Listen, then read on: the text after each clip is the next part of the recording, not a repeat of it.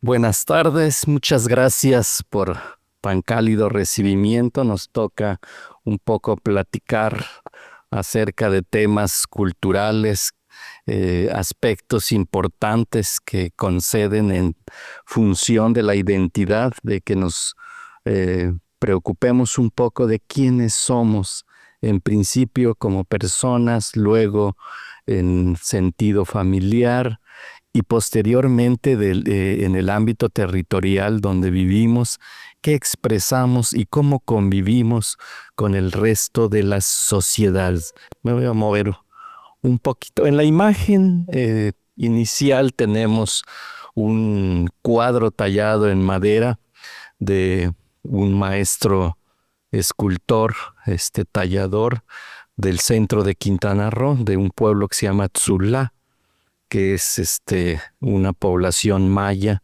de estos grupos que descienden de la guerra de castas, que se autodenominan macehuales, que son los mayas más antiguos en este territorio de Quintana Roo en la época moderna. No estamos hablando del periodo arqueológico.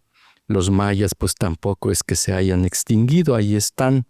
Una lucha en 1850 que se promovió por parte de ellos, producto de vejaciones y desigualdad, pues configuró esta identidad en lo que hoy es el territorio de Quintana Roo.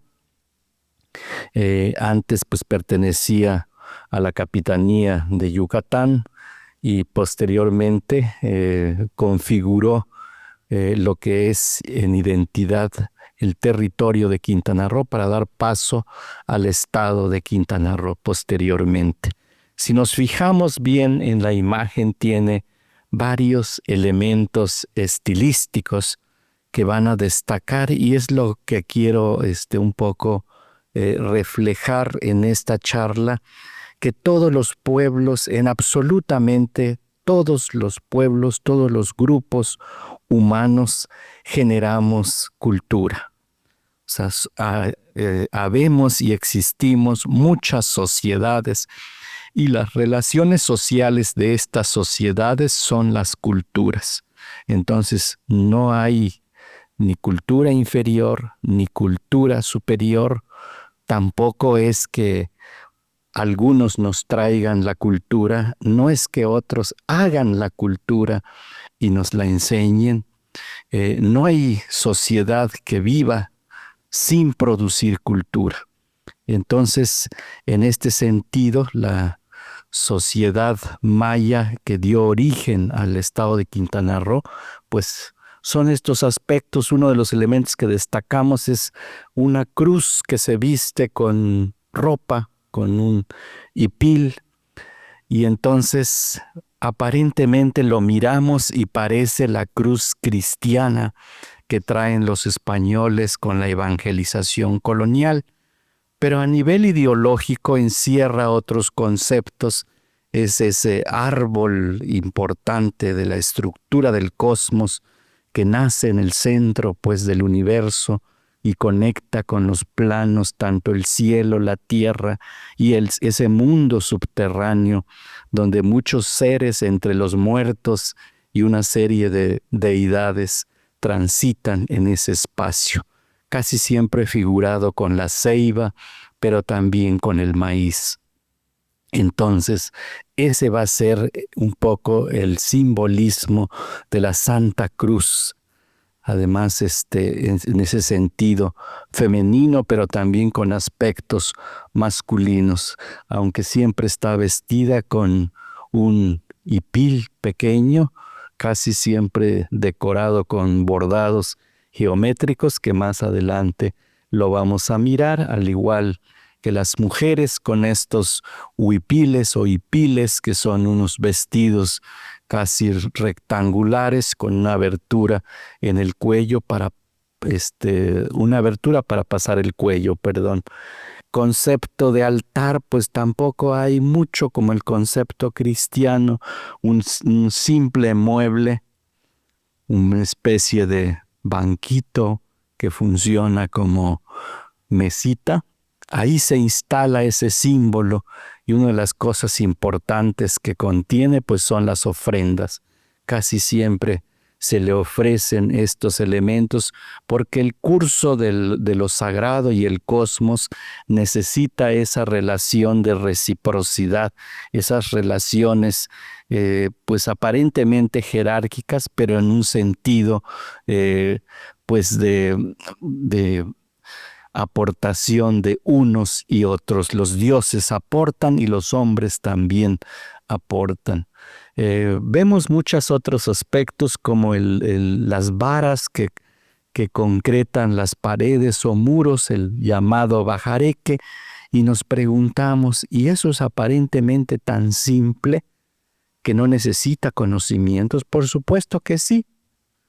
Entonces, todas las culturas generan conocimientos propios. Que no las conozcamos es otra cosa. Por lo tanto, el conocimiento, y en este sentido la educación en su sentido más amplio, es muy importante para evitar todas estas controversias entre desigualdad y discriminación.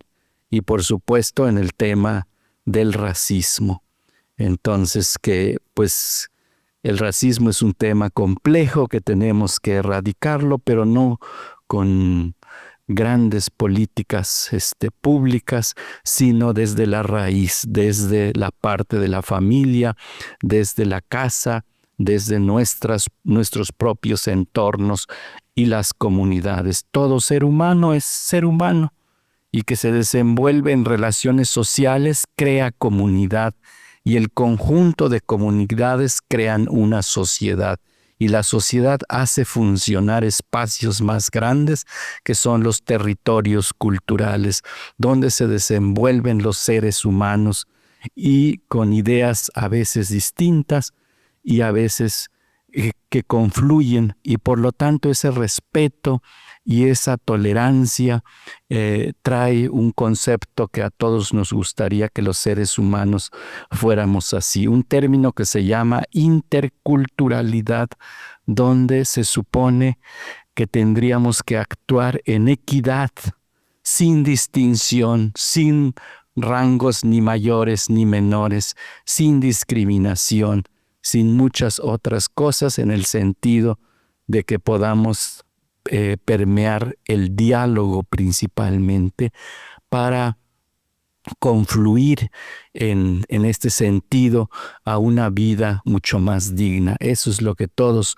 aspiraríamos. Desafortunadamente, pues los grupos humanos tenemos muchos problemas en estereotipar, en concebir percepciones tan distantes y tan diferentes en torno a la vida, en torno a las formas de pensamiento, el vestido, la alimentación y qué decir de las diversas identidades. Cambiamos, por favor, de lámina. Si alguien... Bueno, cultura. En ese sentido, es un concepto tan ambiguo que hay instituciones, y lo digo porque muchos hemos trabajado en instituciones que se llaman cultura, y pareciera que es un concepto complejo y ambiguo, y a veces cuando trabajamos en las instituciones nos la creemos. Es que estamos llevando la cultura a las colonias, estamos produciendo la cultura. Aquí donde estoy parado se genera cultura hacia allá, que este es el escenario. Y en realidad cultura es un concepto complejo que implica pues el conocimiento, que implica las relaciones sociales, que implica crear, que implica muchísimas cosas, entre ellos todas las acciones que el ser humano hace. Y por supuesto, si el ser humano las hace y pertenece a una sociedad, hay una manera de hacer las cosas. No se pueden cometer actos considerados ilícitos. Entonces, en este sentido, la cultura tiene muchos parámetros para que funcione. Y estos son las sociedades, los grupos humanos. Entonces tenemos que entender en ese sentido que todos los grupos humanos generamos cultura. Lo que sigue, por favor. Bueno, tenemos una serie, me voy a parar, tenemos una serie de conceptos que los vamos a mirar rápidamente. Entonces, me interesa el título de la ponencia, que es confluencia, confluir. Y a propósito que estamos en Playa del Carmen, tenemos un espacio territorial que confluye en una identidad. ¿Qué es eso que llamamos Playa del Carmen? Donde hay mucha gente venido a través de la migración. Quizás hay una generación entre ustedes que ya nacieron aquí, pero sus padres, incluso si hay abuelos, pues añoran y pertenecen a otros espacios territoriales y por lo tanto han traído la comida, han traído ciertos hábitos de la vida, traen añoranzas de ese lugar de donde provienen, y eso se va heredando. Entre ellos el habla, entre ellos la comida, y formas de vestido y formas de actuar. Entonces, confluir significa juntar,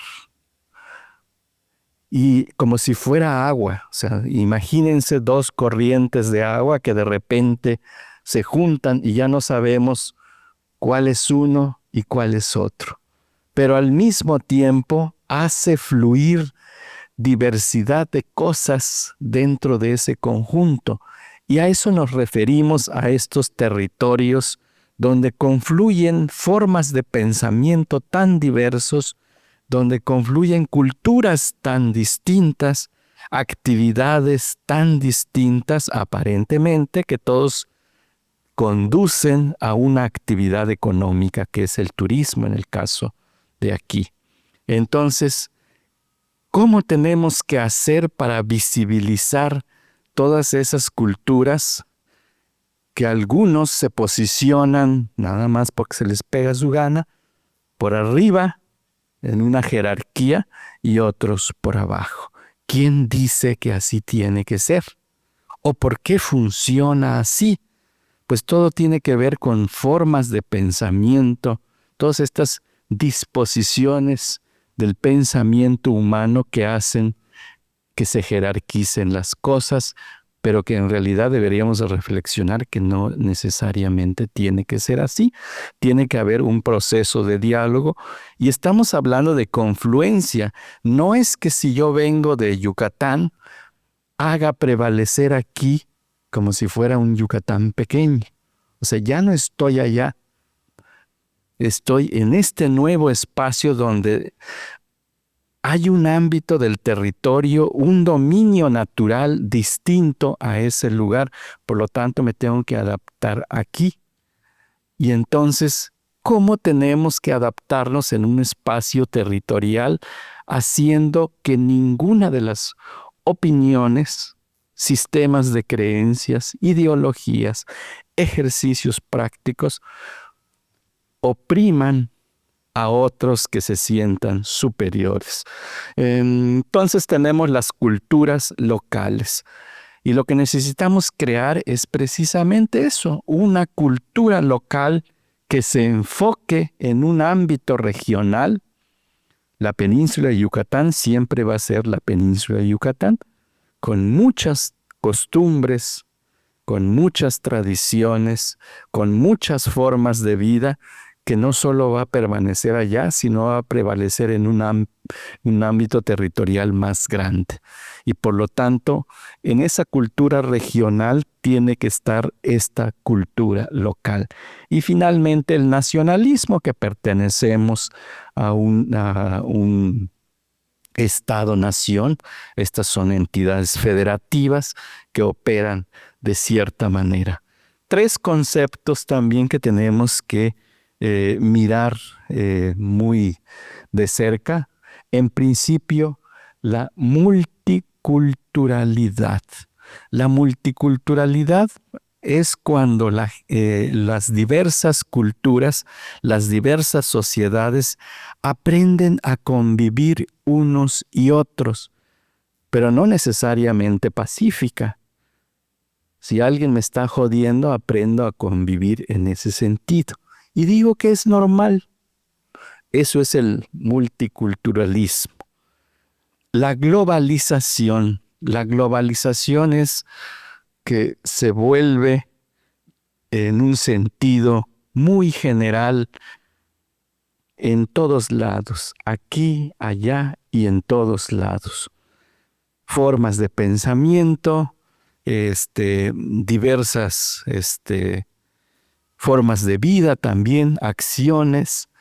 Y la globalización, un ejemplo claro, es el mundo digital del siglo XXI, que tenemos tanta apertura de información que ya no sabemos qué aprender con H de esa información. Hay en exceso. Y por otro lado tenemos la mundialización. Y la mundialización de la cultura implica que uno sepa separar el origen de las cosas y los actos. Si yo tengo una identidad tradicional y hablo un idioma indígena u otro idioma que me identifica, no me quita nada que vaya yo a otro lugar, actuar y operar en ese sentido y regresar a mi lugar de origen y actuar conforme corresponda. Eso se llama pendular la cultura, aprender a vivir. Entonces, no me quita nada. No voy a dejar de comer tortillas, nada más porque fui a cierto lugar. No voy a dejar de hablar con un cierto acento, nada más porque me trasladé a otro lugar. Y en este sentido hablo de las culturas indígenas, estos a los que ahora llamamos o se hacen llamar pueblos originarios. En ese sentido, los pueblos originarios tienen derecho a vivir con todas las comodidades que ofrece la vida moderna sin que desaparten de su ideología y su forma de vida que los identifica. Bueno, tenemos por otro lado un concepto que se llama etnicidad, etnia. Entonces, en lugar de hablar de razas, no tenemos razas, sino un conjunto de formas de vida que se identifican por el habla, que se identifican por ciertas acciones, que se identifican por dominar territorios. Entonces, estos son las etnias, y esto no solo son los pueblos indígenas, son todas las sociedades. Es preferible no usar el término raza porque es un poco más clasificatorio en el sentido de la biología, para clasificar plantas, animales, entre otros organismos. De ahí deriva el término desigualdad. La desigualdad, pues, es una manera muy diferente y muy distinta de acceder a las cosas del entorno. Tiene que ver con las oportunidades de la vida. Y por el otro lado tenemos la discriminación, que es cuando se crean prototipos o estereotipos de formas de pensamiento que recae en acciones, entre sentirse superiores unos y otros cómodamente aceptamos vivir en la inferioridad de muchas maneras. Dicen, pues es que así es, y no necesariamente tiene que ser así. Bueno, el acceso de las oportunidades pues genera todas estas desigualdades.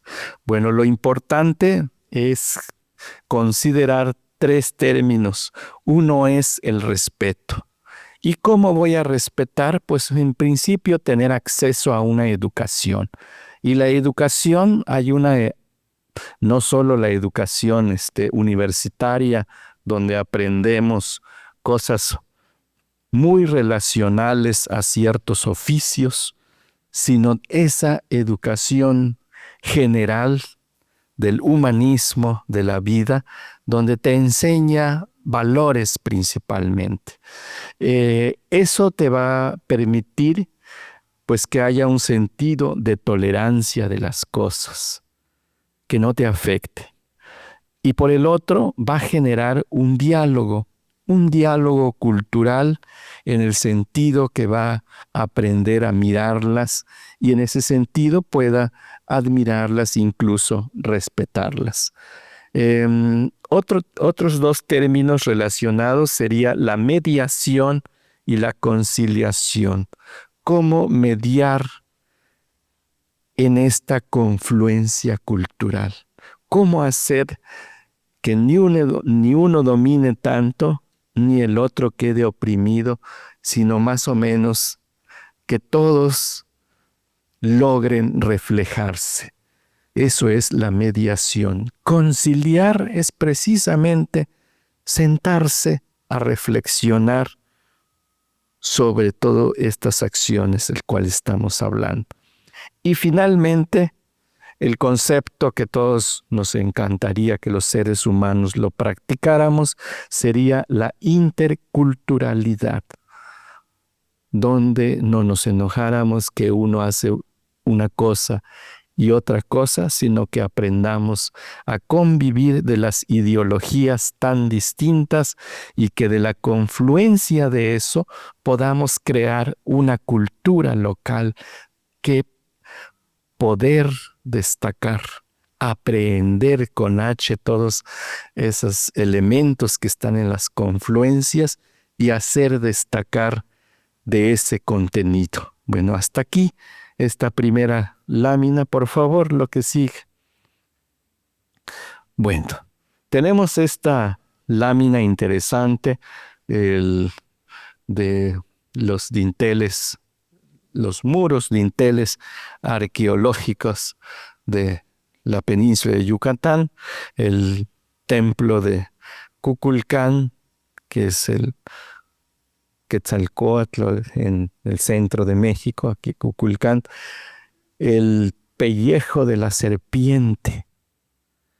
Y ustedes lo miran, pero pues yo no le miro nada de serpientes, hay una especie de flores con unos rombos escalonados. Y entonces estamos hablando de tradiciones estilísticas. Los pueblos generan ideología y entonces hasta en el arte se refleja cómo conciben el mundo en una especie de rombos con unos escalones donde el sol en la mañana nace y se va subiendo por esos escalones, llega al mediodía, baja y luego baja por debajo de la tierra y renace al día siguiente. Conceptos interesantes, la flor de 4 pétalos que genera las regiones cósmicas, dónde sale el sol, dónde se oculta el sol, por dónde viene la lluvia, por dónde vienen los muertos o quizás el viento, dependiendo cómo los orientemos. Sin embargo, ahora cuando escuchamos a ciertas personas que hacen representar esas culturas muertas o incluso las culturas vivas que viven allá en las comunidades y saludan el sol a los 4 puntos cardinales, al norte, al sur, al este y al oeste. Y el maya de Quintana Roo ni por su cabeza pasa esas orientaciones y son interpretaciones pues de otras personas. A esto voy, que es importante conocer, aprender y respetar. Lo que sigue, por favor. Y entonces tenemos estos magníficos bordados del centro de Quintana Roo, de la zona de Tixcacal, Guardia, y tenemos lo mismo. Y no estamos hablando de la arqueología, otra vez tienen esta flor y tienen estos rombos escalonados. Y quizás el pensamiento cambie un poquito. Entonces estamos hablando de la dinámica cultural que los pueblos también desarrollan, pero tienen muchos elementos que llamaríamos el sustrato matricial, cosas antiguas que se han venido trayendo hasta el siglo XXI, desde que los pueblos mayas empiezan a forjarse en la península. Estamos hablando unos 1500, 2000 antes de Cristo en esta región, y 2000 años después, pues todavía están estos bordados. Ahora con Shubichuy, con hilo contado, punto de cruz, una técnica que es de origen egipcio, y ya se dan cuenta, o sea, no es tan indígena, o sea, el punto de cruz lo traen los españoles y los españoles lo heredaron de otras culturas y vino a dar hasta acá. Y acá no se llama punto de cruz, se llama hilo contado. Entonces, ¿cómo se adopta, se adapta y se reinterpretan las cosas? Lo que sigue, por favor. Vemos dos ejemplos interesantes. Ayer hablaba yo de todas estas migraciones y hoy lo voy a volver a repetir. En Quintana Roo, por ejemplo, las primeras migraciones extranjeras del tiempo moderno vienen de la época de la Guerra de Castas. A finales del siglo XIX, un grupo principalmente de chinos y coreanos que venían a trabajar con los ingleses en la colonia británica de Belice, se ven pues envueltos en una serie de circunstancias no tan gratas y entonces huyen y vienen hacia la selva, pasan por Bacalar, no logran asentarse, vienen a dar hasta Chan Santa Cruz, lo que hoy es Carrillo Puerto, y ahí se mezclan con los indígenas. No tenemos tantos documentos, hay por ahí información en los archivos. Incluso sus nombres se perdieron, sus apellidos se fusionaron. Unos que se apellidaban Chong o Chang se mezcló con el Chan, Maya, pero las facciones por ahí todavía se logran notar, porque también los pueblos indígenas de México pues tenemos ciertos rasgos que parecemos asiáticos. Entonces, muchos aspectos así se fueron entremezclando. Entonces, no solo es que hayan venido y se hayan interactuado ahí, pues trajeron conocimientos, trajeron muchísimas cosas que por supuesto se interactuó. Entonces, hacer ropa, hacer encajes, vestir de cierta manera, pues influyó. Las ropas de los generales mayas, pues tiene mucha influencia inglesa, pero también asiática, libanesa, que se mezclaron en esos periodos históricos, pero pudieron adaptarse en esos contextos para hacer lo suyo, y ahora es lo que da identidad en estas comunidades. Vemos a una mujer maya de Ixpichil con su hipil geométrico de grecas y bordando un lienzo también de grecas, una greca de agua que le llaman ellos. Mientras que del otro lado vemos una yucateca con un vestido que nada más conserva la forma del antiguo hipil, pero los decorados son de la industria de la mercería, concepto que traen los libaneses en el siglo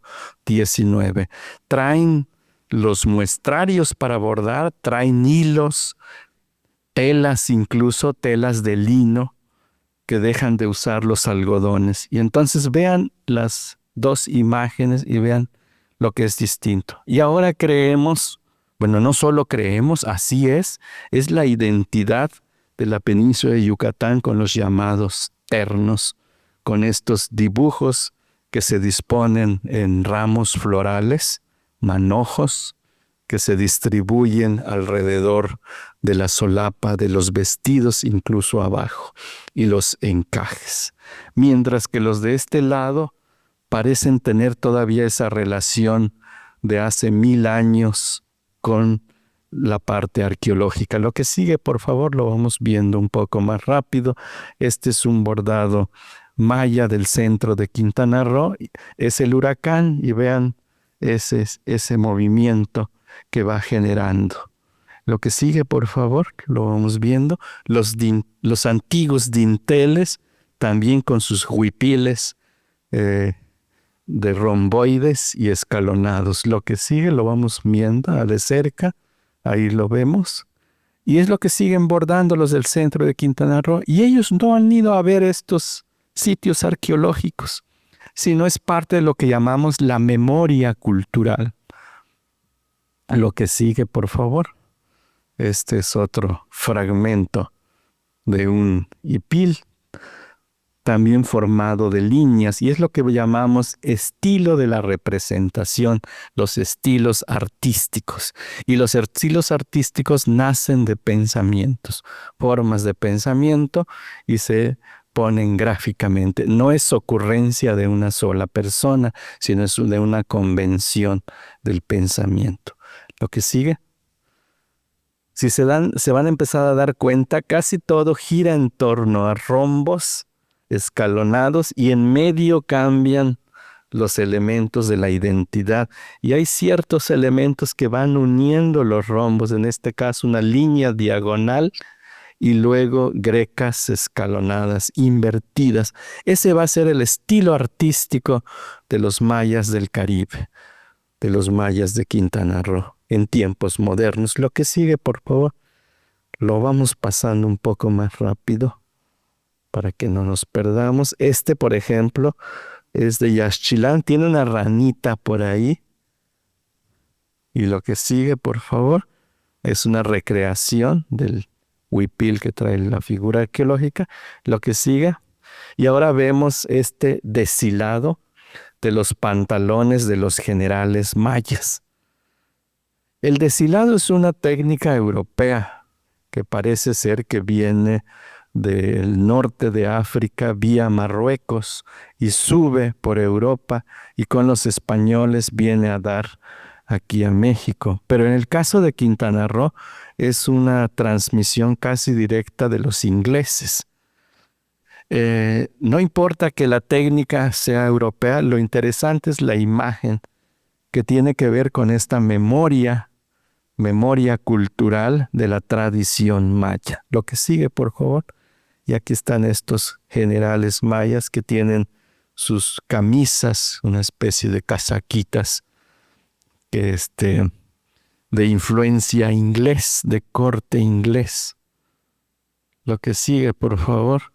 Y estos antiguos textiles que siguen teniendo las ranas como símbolos de autoridad. Adelante, por favor. Y bueno, esto también es una pintura interesante, cómo se conciben las cosas. Si vimos tradiciones estilísticas de la arqueología a los pueblos, los artistas, eso es lo que hacen. Un artista, si empieza a hacer ocurrencias a nivel individual, mañana hace una cosa, al rato hace otra cosa, pues nunca va a tener una identidad. Un artista se consolida precisamente con una corriente filosófica, ideológica y un estilo que va a permitir pues que sus obras se identifiquen. Este es Marcelo Jiménez, su concepto ideal de la cultura maya. Que los niños jueguen con un bejuquito, que toquen mayapash. Mayapash es la música maya, que es a diferencia de la jarana y otras cosas, que combina percusión con violines. El bordado, por supuesto, destaca la geometría. Lo que sigue, por favor. Bueno, ahorita miramos otros términos que están enlistados ahí. Muy rápido los vamos a ver. Los elementos de la cultura. Una cosa interesante que hay que destacar, que es la ideología. Y la ideología es la forma del pensamiento. Y hay que tener cuidado con este concepto. Dígote cuidado porque todas las cosas surgen a partir de ahí. Siempre hay un líder que dice, las cosas van a ser así porque debe de ser así. Eso se llama ideología. Y luego hay un sistema de creencias, hay un grupo de gente que le va a creer a ese que condujo el concepto. Y esos son los creyentes, el sistema de creencias, que pensamos que las cosas son así o deberían ser así. Y de ahí deriva la religión. La religión es el ejercicio práctico para que se establezca un orden. Y está también la cosmovisión, que adaptamos las cosas a entornos locales.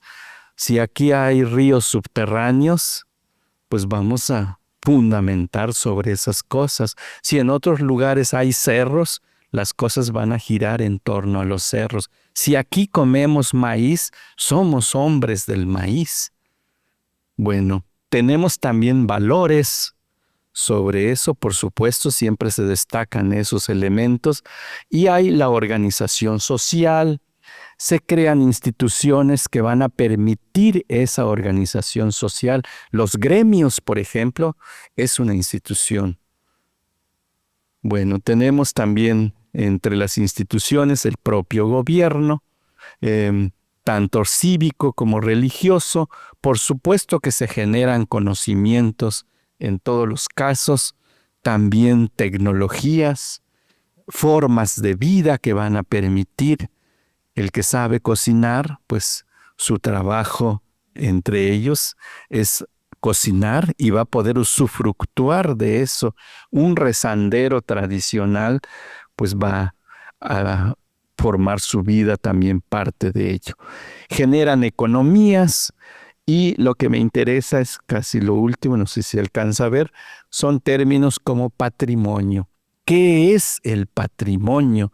El patrimonio es todas las cosas que generan los grupos humanos, que se hace destacar. ¿Cuál va a ser el patrimonio importante en la vida? Sí, muy rápido. El idioma, para que aprendan a comunicarse, que haya un puente de lenguaje. La alimentación es un patrimonio, porque todos los días tienes que repetir, incluso si comen 2 veces al día, pues 2 veces hay que repetir cómo se hace el nixtamal, cómo se hacen las tortillas, cómo se guisa, incluso cómo se come.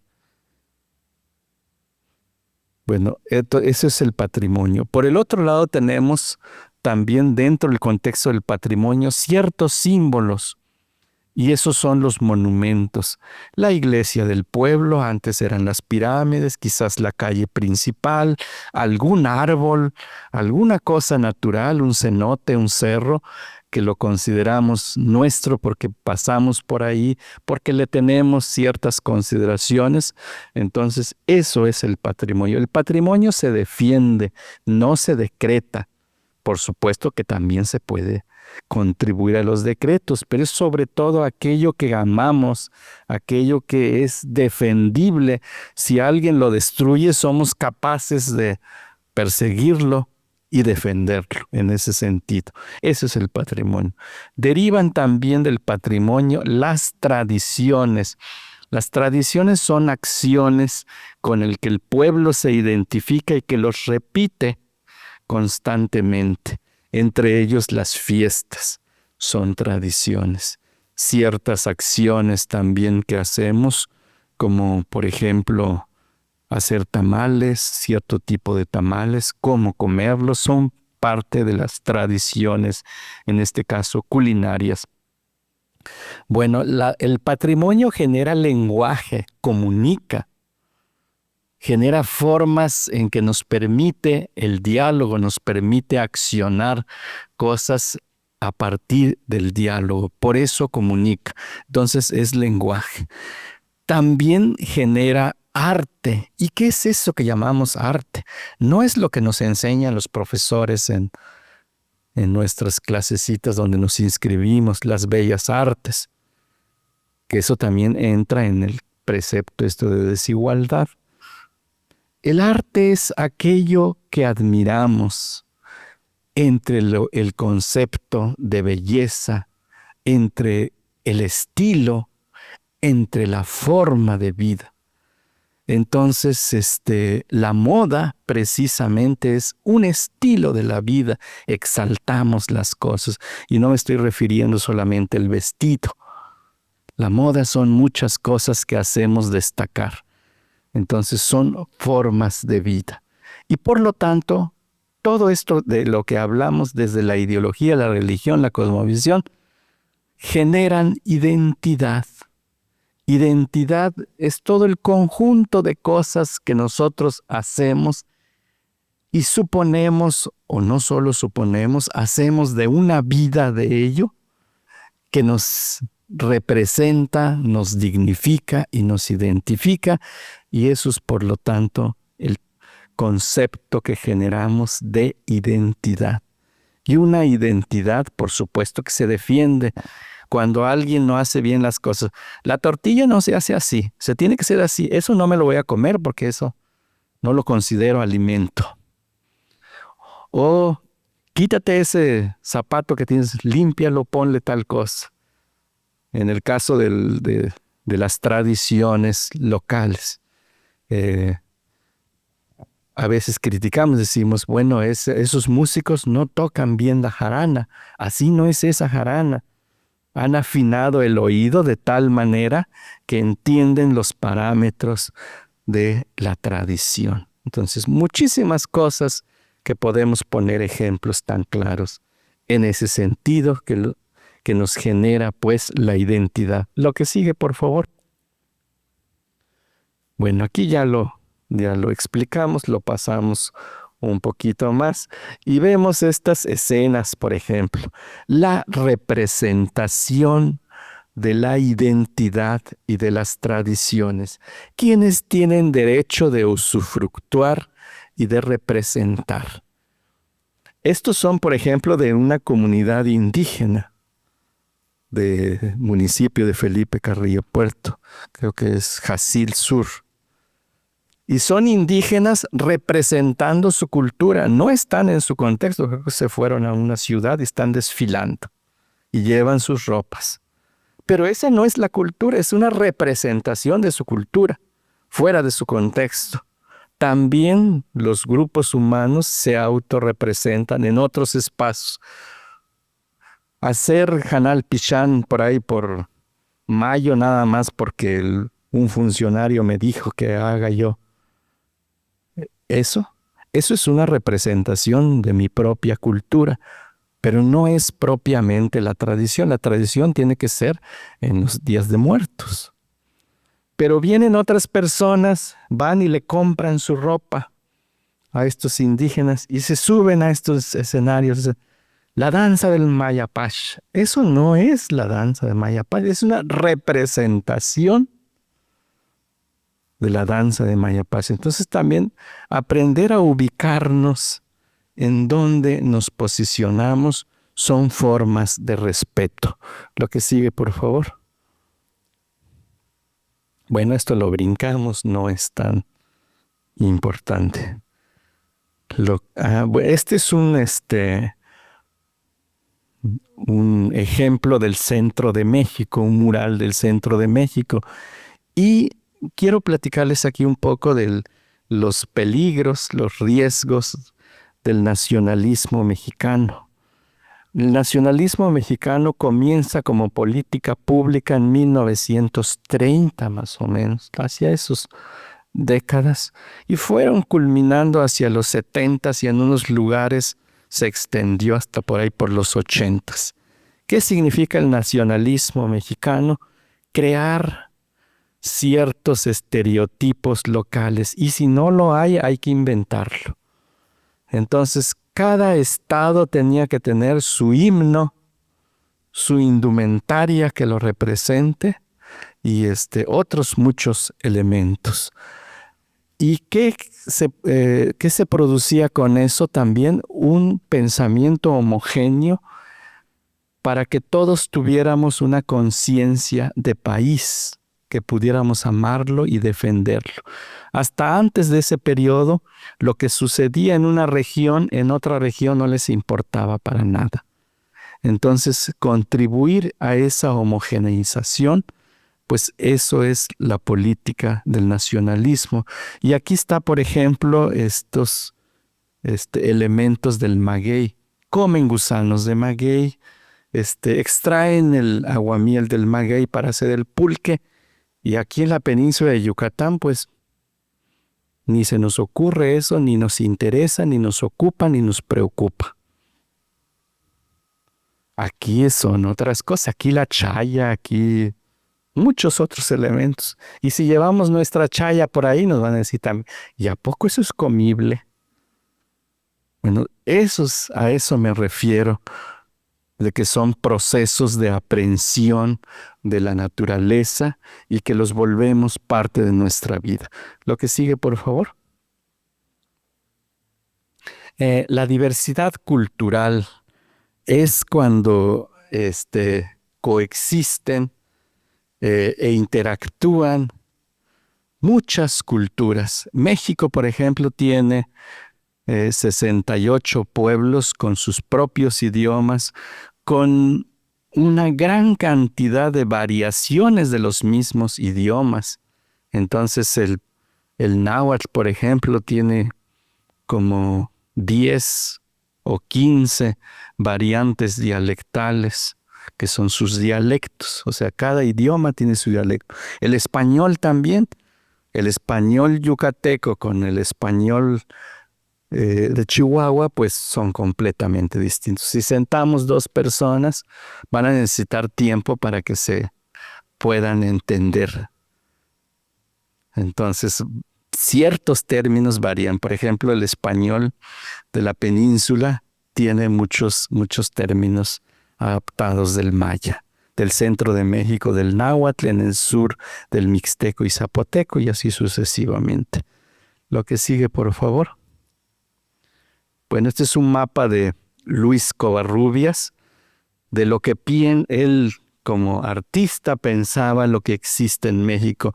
Pero lo que quiero es que miren los colores y los relieves. El mismo artista captó que hay una diversidad natural y que los hombres se han adaptado a esa diversidad natural. La península de Yucatán, por ejemplo, bastante verde en función a las zonas muy áridas. Y eso va a reflejar contenidos y percepciones tan distintas de la vida en lo que se refiere, por ejemplo, a la alimentación. Lo que en algunos lugares es comible, en otros lugares pues nunca comerían eso. En lugares áridos, por ejemplo, se comen las serpientes. Aquí nadie se le ocurriría, o bueno, no sé. Pero por lo menos no forma parte del esquema mental como que me desayune y me cene una culebrita. Bueno, lo que sigue, por favor.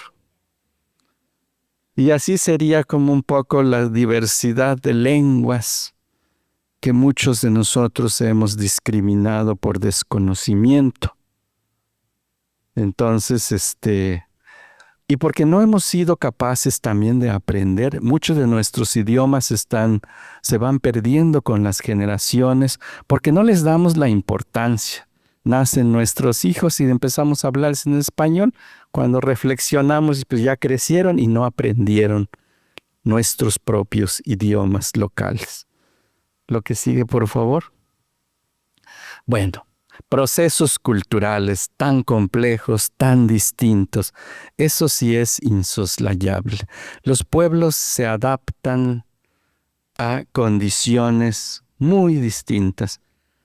Aún siendo indígenas, pues entran en estas diversidades de identidades. Y todavía más complejo y hasta cierto punto doloroso cuando se meten en cosas que no corresponden a sus entornos, adicciones, formas de pensamiento, que lo que conllevan es al deterioro de sus propias culturas. Entonces, en el proceso las culturas se transforman, hay cosas que tienen continuidades, como veíamos los dibujos de los huipiles, hay gente que se resiste, hay otros que los reinterpretan, dicen, está bien, pero eso era de los abuelos, ahora vamos a respetar eso, pero lo vamos a transformar. Hay culturas híbridas también donde suman dos o más cosas y de ese sale un nuevo resultado. Hay contracultura también que siempre están ahí defendiendo y a veces se adoptan las culturas de masas. No quieren ser la cultura local, quieren ser otra cosa. Y eso, pues también contribuye al deterioro. Las subculturas es cuando van creando aspectos que no corresponden a los propios entornos. Por lo tanto, sí necesitamos ese equilibrio de las formas de pensamiento para que podamos crear culturas locales en sentido de identidad. Lo que sigue, por favor. Bueno, la reproducción de la cultura. ¿Cómo vamos a reproducir la cultura? En principio, educar. La educación es un elemento importante y la educación comienza en la casa. Que la gente en principio no sufra. Que si se va a identificar con algo, que no se avergüence. En principio. ¿Y cómo no se va a avergonzar? En principio tiene que educarse. Cuando tienes un conocimiento equilibrado, no sufres de las cosas, al contrario, sientes orgullo de ello. Lo que sigue, por favor. Bueno, este es otro ejemplo interesante. Tenemos esta tejedora de Jaina, donde tiene un pajarito en su telar, y tenemos estos bordados contemporáneos del centro de Quintana Roo, donde igual está un colibrí. Y entonces de repente decíamos, ay, esas señoras no tienen educación, no aprendieron a leer, no fueron a la escuela, por lo tanto no tienen conocimiento. Y entonces, ¿qué es esto que están generando? Tienen formas comunicativas propias que nosotros no hemos sabido comprender.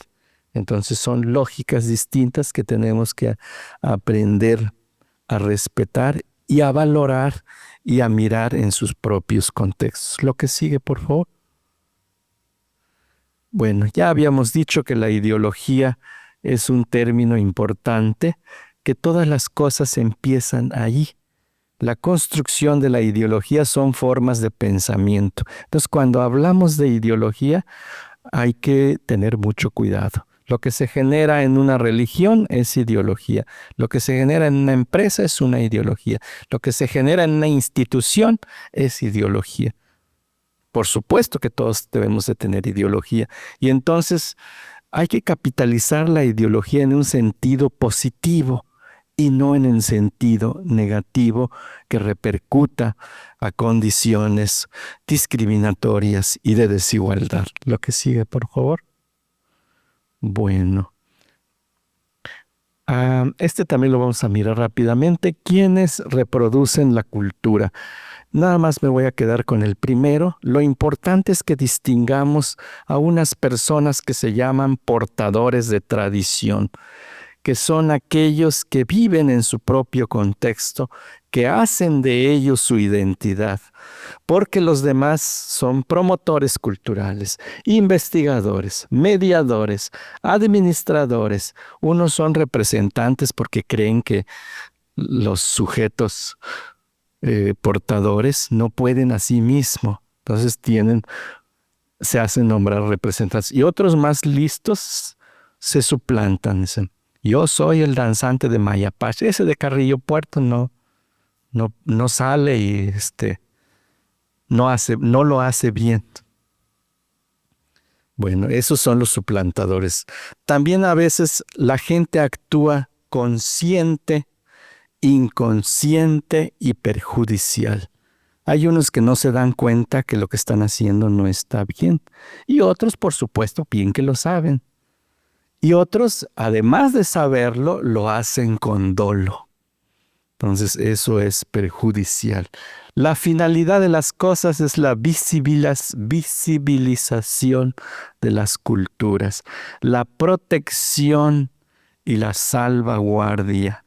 ¿Qué es la salvaguardia? Son las estrategias para que los aspectos de la cultura sobrevivan. ¿Cuál es la salvaguardia de la cocina? tradicional? Pues en principio, conocer las tortillas, quizás saberlas hacer o saberlas comer bien. Pues por ahí comienza la salvaguardia. Y la tortilla no se va a perder, ¿va? No necesitamos decretos, no necesitamos maneras. El espacio más idóneo de la salvaguardia es la casa. Pero otras cosas sí necesitamos incluso apoyo del gobierno para que haga ciertos decretos, que lo visibilice, que la gente lo conozca y aprenda a valorarlo. Entonces son como escalas muy distintas. Y el otro es quién lo usufructúa, porque también de la cultura pues tenemos que vivir aspectos de la cultura. La gente que borda pues tiene que vivir de ello y así muchos otros aspectos de la vida y de la cultura. Entonces, eso vamos a llamar usufructo. Pero a veces gente ajena es el que hace el usufructo. Lo que sigue, por favor. La educación es lo que decíamos, es el medio más importante. Lo vamos pasando un poquito más rápido y yo te voy diciendo.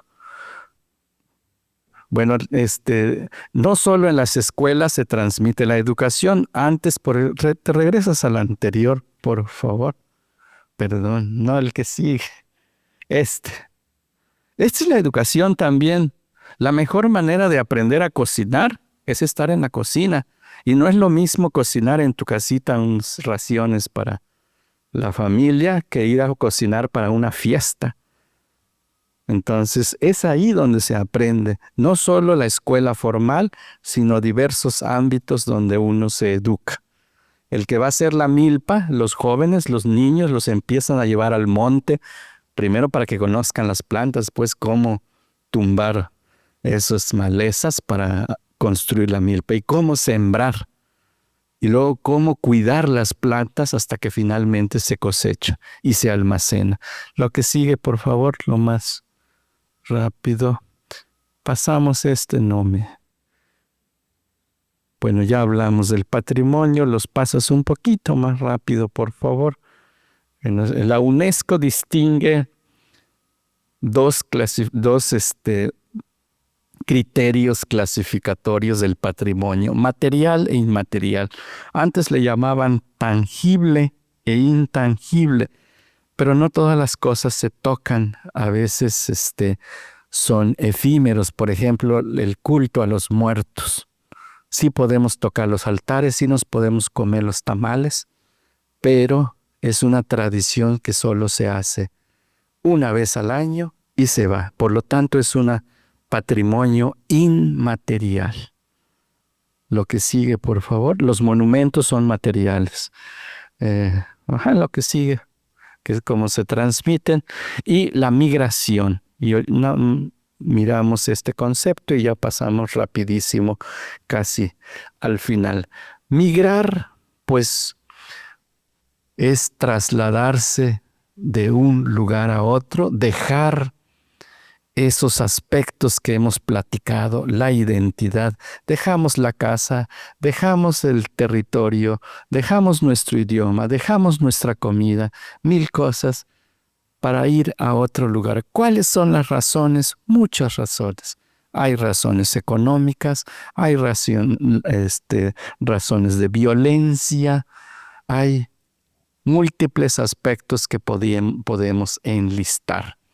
Y entonces el destino de esa migración se convierte en este espacio correlacional de muchas culturas, muchas mentalidades, muchas formas de hacer las cosas, que lo más importante es esto que llamamos la confluencia cultural, saber confluir, saber convivir en ese espacio.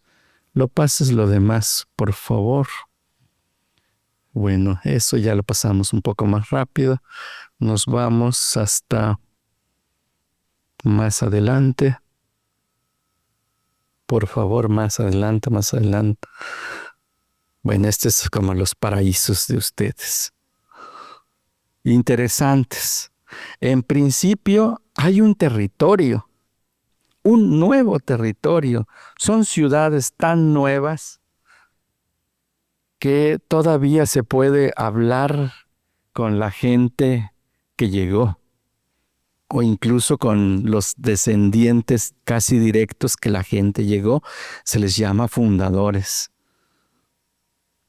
Chetumal, que es el más antiguo, está Playa del Carmen, Cancún. Son ciudades cosmopolitas donde uno mira ese lugar de tránsito cosmopolita, pero luego si uno va saliendo, se va metiendo hasta que te topas con la naturaleza.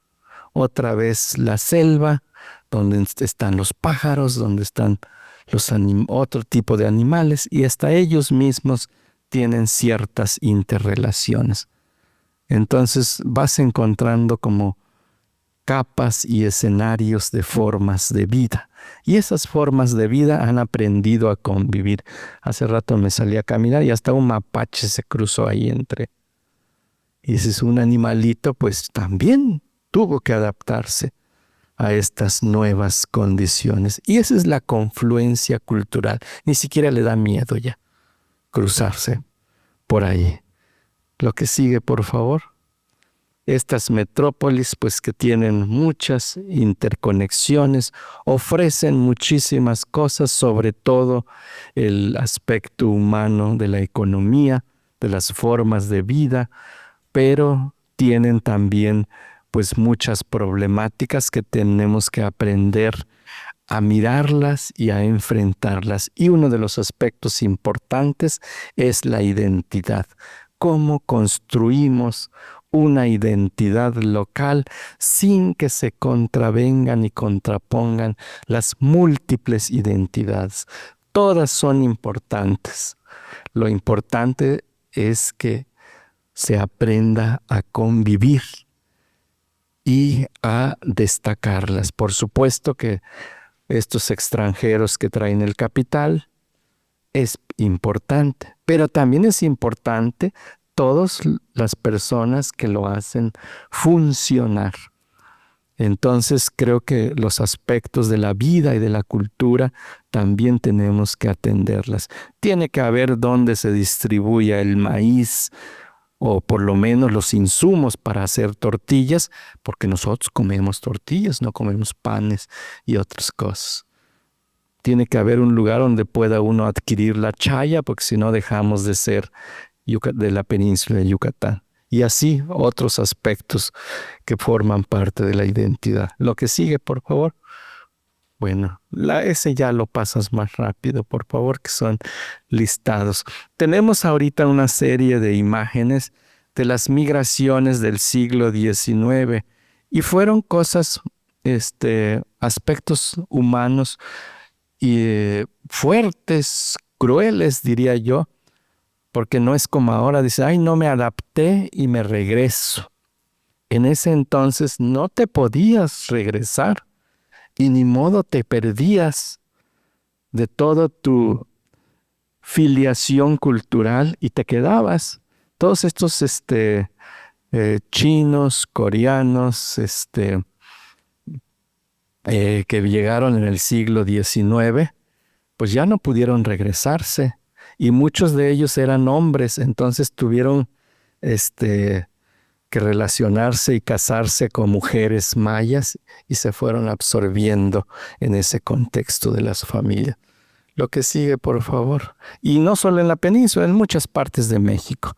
Y algunos, pues, también por problemáticas sociales, las guerras, originaron todos estos exilios. Los españoles, por ejemplo, también, que generaron mucho conocimiento en México. El Colegio Nacional, por ejemplo, se debe a ellos y muchos aspectos, colonias en la Ciudad de México y en otros lugares, italianos, franceses en el centro de Veracruz, en Puebla, que han generado economías nacionales incluso. Se fueron distribuyendo. Los vas pasando, por favor, poco más rápido, nada más para mirar. Y nos detenemos casi en lo último en una lámina que trae conceptos. Bueno. Fíjense cómo venían en los barcos. Eso es de estas colonias extranjeras. Y esta es una vitrina que nosotros pusimos en el Museo Nacional de Antropología. ¿Cómo hacemos que se visibilice que no solo las culturas locales generan las tradiciones? Todos estos generaron el concepto de mexicano y llegaron en el siglo XIX. Y vemos chinos, y vemos coreanos, y vemos alemanes, y vemos estadounidenses, que ahora son la cultura mexicana. Y no solo son los pueblos originarios. A veces también nos vamos con esto que llamamos etnocentrismo y creemos que solo las culturas regionales locales generan ese patrimonio. Y no, hemos aprendido de toda esta conjunción de saberes y de conocimientos. Por favor, lo que sigue.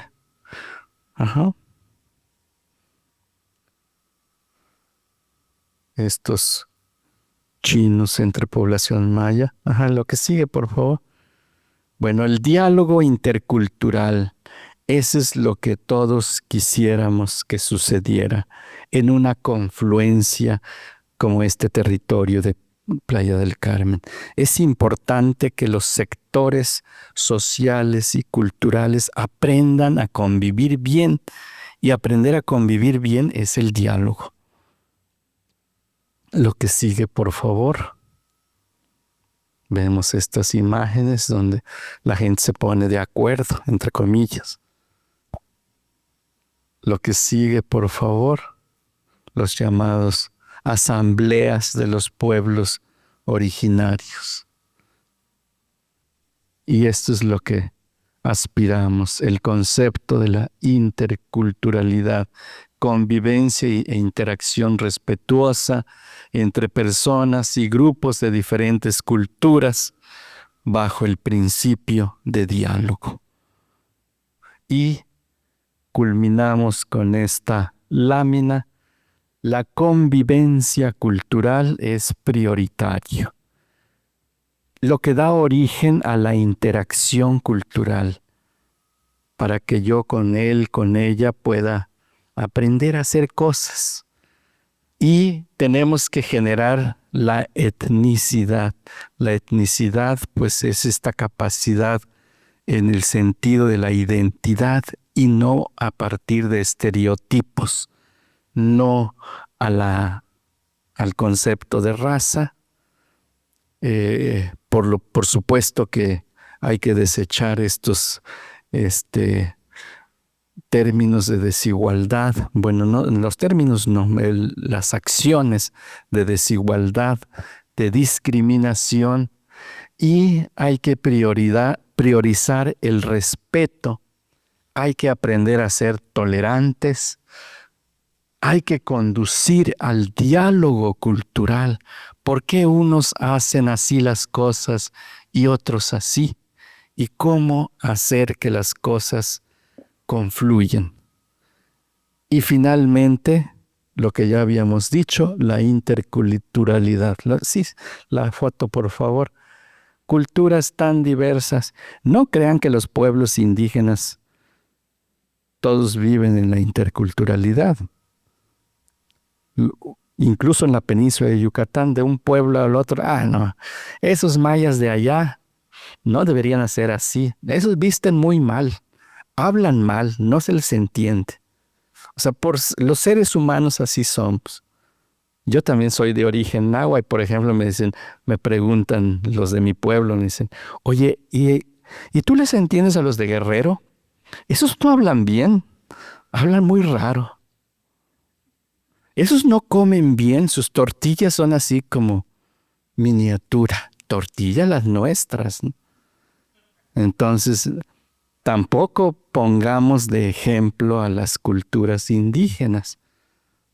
Digo, ellos han desarrollado muchos conocimientos, por supuesto, de gran valor como conceptos, y eso llamamos el conocimiento propio o la epistemología local. Por ejemplo, los que hablan maya, ¿cómo se dice patrimonio en maya si es que existe? Estos conceptos que hemos venido mirando, si hay una relación en sus propias lenguas, y no es que los compongan, más bien si existen, porque de componer todos tratamos de buscarle la relación en los idiomas indígenas. ¿Qué existe? Por ejemplo, yo provengo de una sociedad de habla náhuatl, y un concepto que me encanta y están en los rituales, no es que alguien lo haya implementado, es un concepto que traducido al español se dice vivir agradecido. Cuando termina un ritual dicen, vayan a decir, vayan a agradecer. Y el acto de agradecer es el acto de humildad más importante. Es no codiciar las cosas que no están a tu alcance. Es pues aprender a vivir bien, a relacionarte con las cosas, a respetar básicamente. Y es eso el precepto de vivir agradecido. Sería como la equivalencia de la felicidad. Bueno, aquí terminamos esta charla.